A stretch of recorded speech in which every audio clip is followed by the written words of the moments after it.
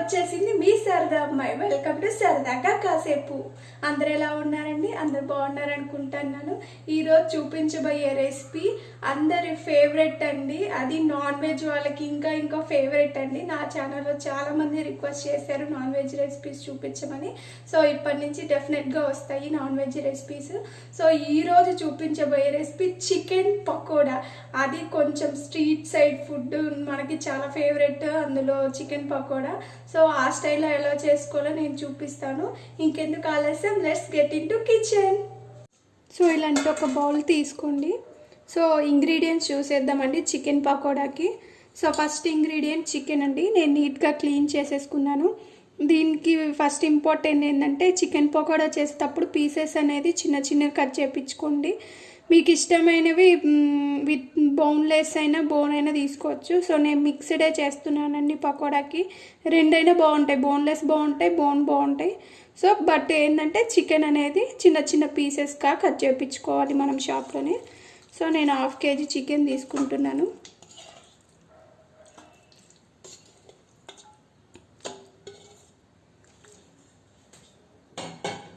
So ఇప్పుడు ఇందులో ఇంకా అన్ని మసాలాలు అన్నీ వేద్దాము. సో 1/2 టేబుల్ స్పూన్ పసుపు, 2 టేబుల్ స్పూన్ కారం,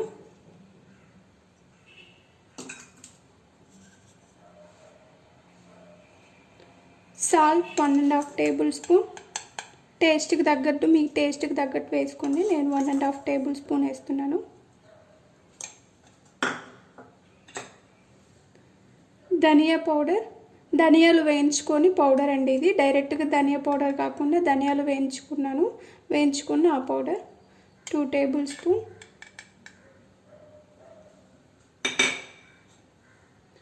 జీలకర్ర పౌడర్ అండి. జీలకర్ర కూడా నేను వేయించుకున్నాను. సో అది 2 టేబుల్ స్పూన్.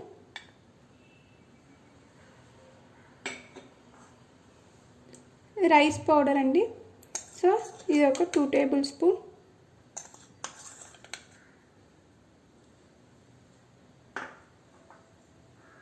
శనగపిండి. సో శనగపిండి కూడా 2 టేబుల్ స్పూన్.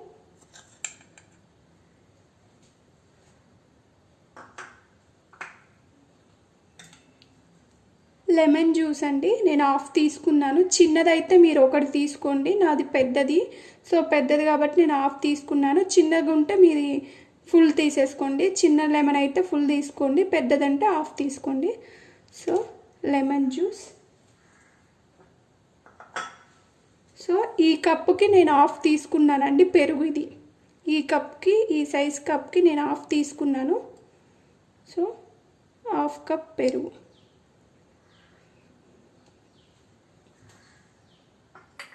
సో ఇప్పుడు బాగా వీటిని మిక్స్ చేసేద్దాం మొత్తం చికెన్కి బాగా పట్టేలాగా.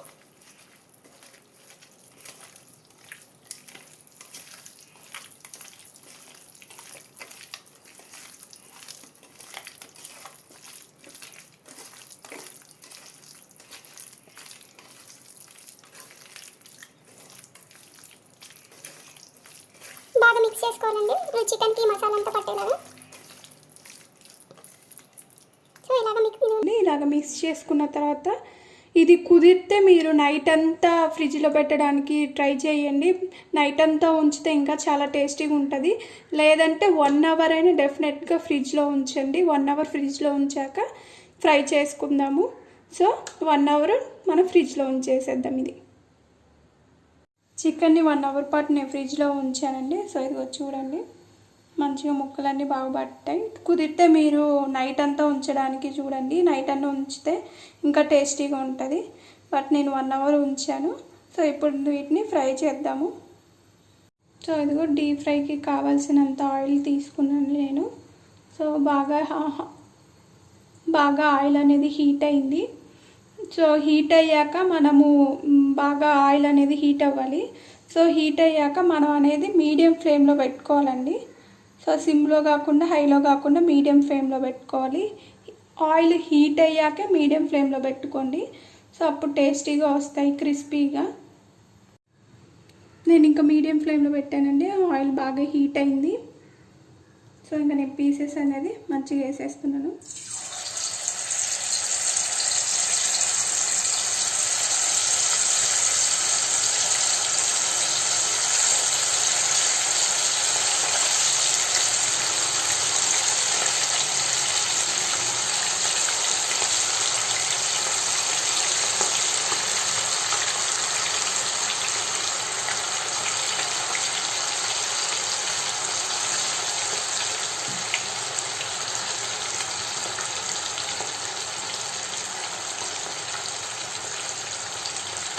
హై ఫ్లేమ్లో మనము ఫ్రై చేస్తే త్వరగా పైన రెడ్గా అవుతుంది, కానీ లోపల ముక్క అనేది ఉడకదండి. సో మీడియం ఫ్లేమ్లోనే మనం మంచిగా ఫ్రై చేసుకుందాము. ఓ 10 మినిట్స్ 15 మినిట్స్ చేసేసుకుంటే సరిపోతుంది, మంచిగా ఫ్రై అయిపోతుంది.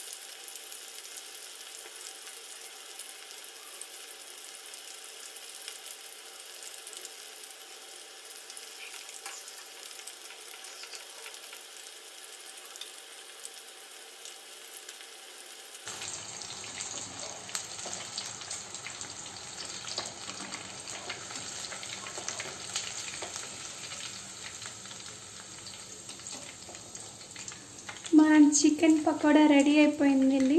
చూడండి ఎంత క్రిస్పీగా ఎంత బాగా ఉడికిందో. సో మెయిన్ ఫ్రిడ్జ్లో ఒక 1 అవర్ పాటైనా ఉంచితే చాలా బాగా టేస్టీగా వస్తాయండి. సో డెఫినెట్గా ఫ్రిడ్జ్లో ఉంచడం మాత్రం మర్చిపోవద్దు. సో మళ్ళీ ఇంకోసారి చూద్దాం. Crispy crispy chicken pakoda.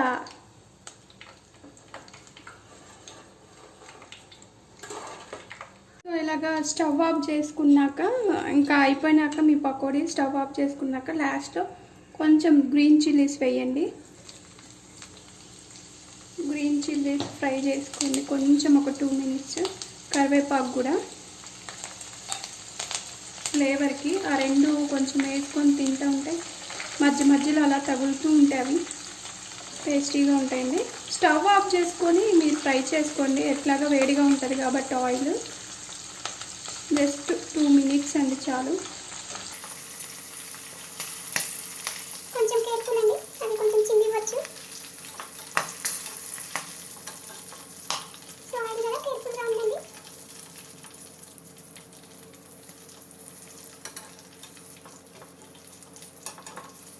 So just ఇలాగా వేయించేసుకోండి, ప్లేట్లో తీసేసుకోండి. సో రెడీ అయిపోయింది మన చికెన్ పకోడాకి కావాల్సిన సైడ్ డిషెస్. వావ్, ఒక్కసారి చూడండి ఎంత టేస్టీ అయిన మన చికెన్ పకోడా రెడీ అయిపోయింది. చూస్తుంటేనే నోరు ఊరిపోతుందండి అసలు.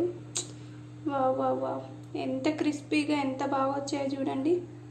ఒకసారి లుక్ వేయండి, టోటల్ లుక్ ఎంత బాగుందో.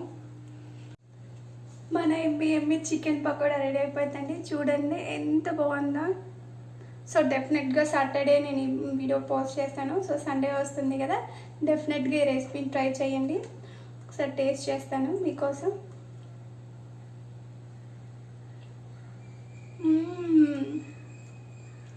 సూపర్ అండి.